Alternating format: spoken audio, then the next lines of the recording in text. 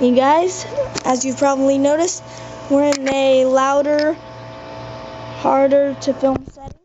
But as you can see, my RC car's hubcap came off. So I'm going to show you how to super glue it back together. So you're just going to apply a little bit of super glue right there, right on all of those little stubs. And then in the car, quite a bit in there. And then just set this to around, turn it till it sets in. Should stay in there for good. That's how you do it.